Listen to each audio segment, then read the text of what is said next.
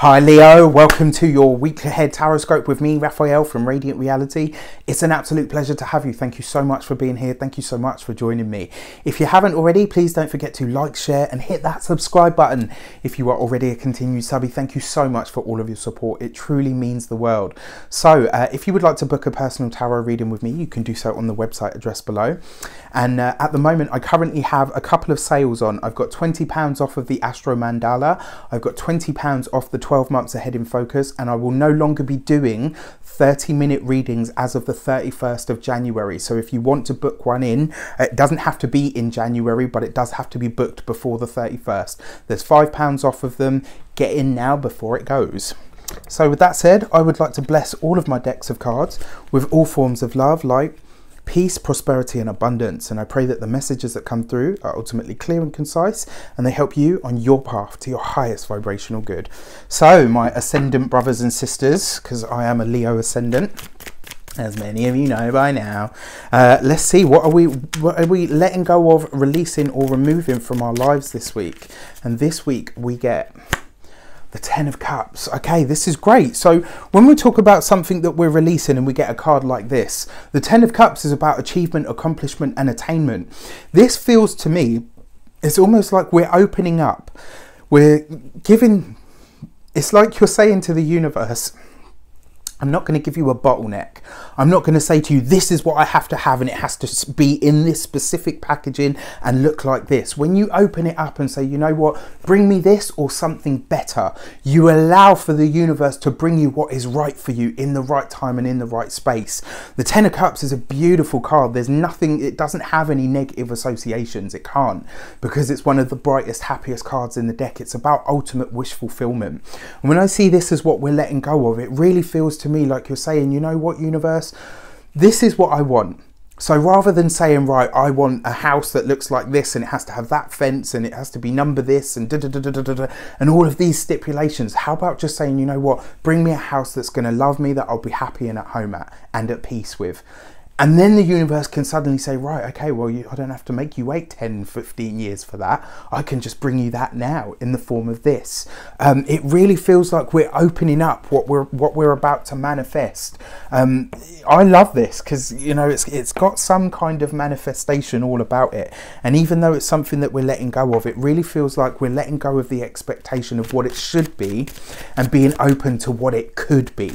And that's really, really beautiful, because it's like, what is the possibility, as opposed to what, you know, what's the possibility? What else could it be?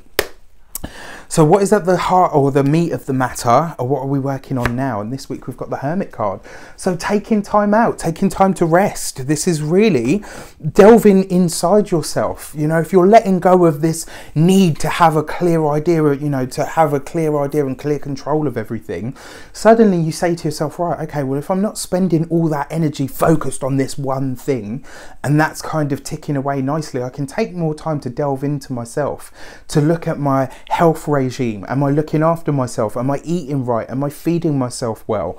Interestingly enough, the Hermit card is about a completion of some kind, because it's number 9. Then you've got the 10 there as well, which is about completion or accomplishment or attainment. And with the Hermit card as what we're working on now, this really feels to me like we're getting out of our own way and we're saying, you know what, I'm going to go within and rediscover, remember, what is it that I want? What is it that I need from my life, in my life at this moment in time going forward? This is really great, actually, because it really feels to me, Leo, like you're giving yourself a much easier time, you know, and really just getting out of your own way. So what are we welcoming in this week? What is the biggest energy that's trying to break its way in this week? And this week we've got the Emperor. This is about becoming the authority in our lives, but it's also about becoming more yeah, you know, becoming the authority in your life, but speaking your truth. And it's not about, you know, screaming your truth. The fact that you're welcoming this in, it feels to me like something becomes official this week. I really feel like, Leo, you're going to commit yourself to something this week. And by doing that, it's going to kind of open things up. This is going to be an interesting week, you know, just after the eclipse. So this is, I'm filming this before, but it, you know, this reading is for the week after the eclipse. eclipse, and it really feels for me, especially with the Emperor card there, that this is about becoming the authority in our lives. And if we're letting go of this idea of what it should be and just opening up to the possibility and listening deep within to say, what is it that I actually truly want? That's when you can go about starting to build it, when you can go about starting to align yourself with the people that are going to facilitate that for you. Because this eclipse falls after our sign, or rather on our sign, especially for those that this is on an ascendant, let's have a look. I'm going to pull one extra card. Yeah, all right, I get it. So basically what's happening is, you know, we're getting more in touch with our own power, with our own dynamism, and really delving deep into who we are, but ultimately rediscovering our power. This is going to be the week, Leo, where you really decide what you want to manifest. It really feels to me, now that the Ten of Cups makes sense, it's like you're letting go of this idea of what you used to want to manifest and getting really clear within yourself on what it is that you actually do want to build. And once you're clear on it, that's when you can fire your energy at it. Use your magic wand and say, right, that's what I want to create. That's what I want to bring into my life. That's what I want to manifest.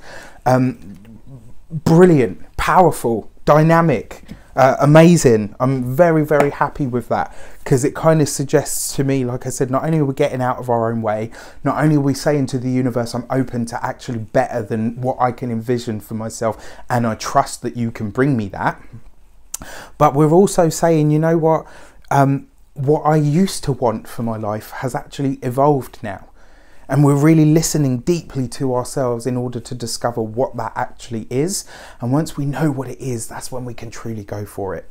I wish you an abundance of all of that good stuff. Have an amazing week, and I will see you very soon for more videos. Let me know how it shapes up for you in the comments. Take care.